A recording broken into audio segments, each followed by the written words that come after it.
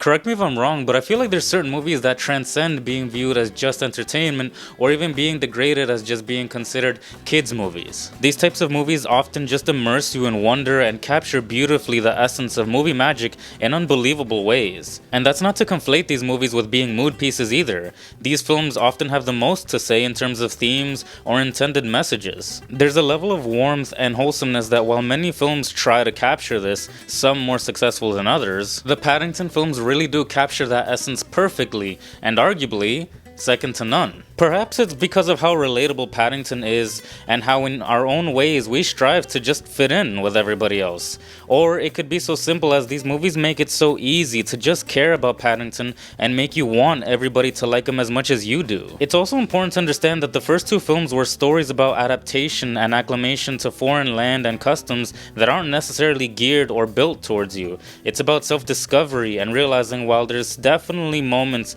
where support is necessary, it's not just about leaning on that either. Personal motivation is just as important, and there's the balance that the first two films captured in amazingly creative ways. And not to mention, it's all packaged neatly in the most cuddly teddy bear that 5 minutes into watching these movies, you're obsessed with knowing where his story is gonna lead. And while Paddington in Peru is a plotline that has been there from the beginning, and if you're a fan of this series, it's one of the most anticipated plotlines yet. Paddington in Peru is, well, exactly what the title says. Paddington goes to Peru to visit his Aunt Lucy, who now resides at the home for retired bears, but of course with the Brown family tagging along, hijinks inevitably ensue and things go in unexpected ways. Unfortunately, Paul King, who was the director of both the first two films, which are basically perfect films, didn't return to direct the third installment as he felt he wanted to work on other projects, which is fair. I've said before how I'm not a fan of Wonka, but I can't deny his ability to capture such a magical tone in absolutely stunning ways. Whether it's the Paddington films or Wonka, you can just tell these movies have the sauce.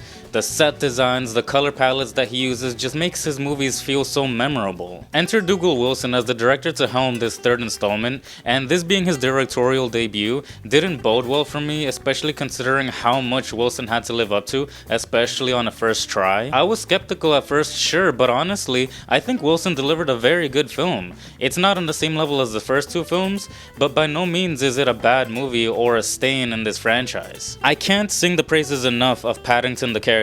I think he is perfectly written. He's absolutely consistent across all three films. Nothing he does ever feels like something he wouldn't do. In this particular film, I felt it needed to make sure we saw elements of the acclimated to London version of Paddington mixed with the Paddington that was highly dependent of Aunt Lucy. The film also excellently shows Paddington's urgency of the matter to the audience. Like, yeah, it might feel like it's a side quest to a main storyline, but to Paddington, this is as boss level seriousness as it gets. So I love how the movie constantly emphasizes Paddington's desire to find Aunt Lucy. He's not lax about it, he's constantly looking for ways that will help him to get to Aunt Lucy. His relentlessness really helps make the situation feel dire and anxiety provoking. And so because of that, Paddington's arc with Aunt Lucy is easily the best part about the movie. And by the way, Paddington wasn't the only one who was fantastic. Antonio Banderas and Olivia Colman were a riot from beginning to end. Antonio Banderas is as handsome and suave as ever, his recent stint in Baby Girl and now this, the man is a stud and is aging like wine. I think his personal arc and bond with his daughter Gina was great. You instantly feel the connection. And honestly, he was so funny. What with him in different wardrobes to play as different ancestors to talk to him, but because he's such a recognizable voice, you can't help but realize how silly it is. Olivia Colman too was fantastic. She by far had the most fun with her role as the Reverend Mother. She was so sweet and kind, but she had the slightest amount of uneasiness that made it just uncomfortable enough for us to be cautious about her, and you're just waiting for that eye to twitch. But she played off the conspicuous demeanor well enough to even trick Mrs. Bird. Briefly. And despite having a different director, this film still looks freaking amazing. You're treated to some panoramic shots of Peru showcasing how gorgeous its colorful countryside is, and however brief, you get to see the minorest glimpses of llamas, and hey, they even reference Cusco, which is neat. Although I did notice that the home for retired bears looked awfully similar to the Encanto house, even though that film is based in Colombia, it still looked uncanny in resemblance. But in general, the film is shot great. There's plenty of sleight of hand moments involving Paddington. I loved the seamless cutting between Hunter talking to the portrait, and it would transition to the portrait coming to life. That was really cool to see. And there's even reverence for the editing of the previous films. There's the toy house earlier on that it opens up and all the characters are in different rooms, and that trick never gets old. The first two films definitely flexed much more its imagination in terms of editing and awesome sequences, but still, this film definitely injected some fun moments. However, like I said before, this film doesn't hit the way I wanted it to hit, nor would I say it's on the same level as the first two films,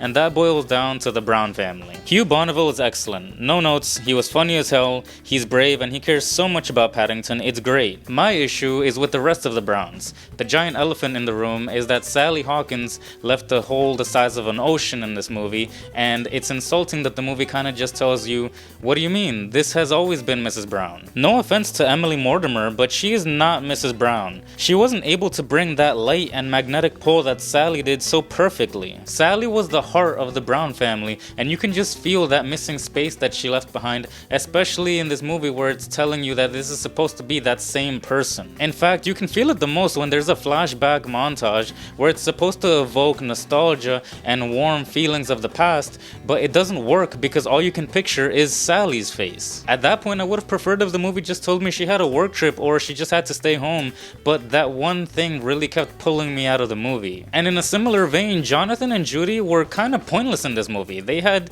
nothing to do, really. I mean, the fact that Jonathan was along for the ride just so he can have one moment to figure out how to remove a leaf from a windshield, it kind of tells you everything. And if Judy really didn't have anything to do in this movie, at least let her be the narrator, because at least it would have tied into the whole vlog thing that she had going on earlier in the movie. Instead of wasting time on a half-baked idea of El Dorado plotline, we could have spent more time with these characters' relationships as they are now, since there's been a bit of a time skip since the last movie. Remember when I said that I really liked Antonio Banderas' character in this film?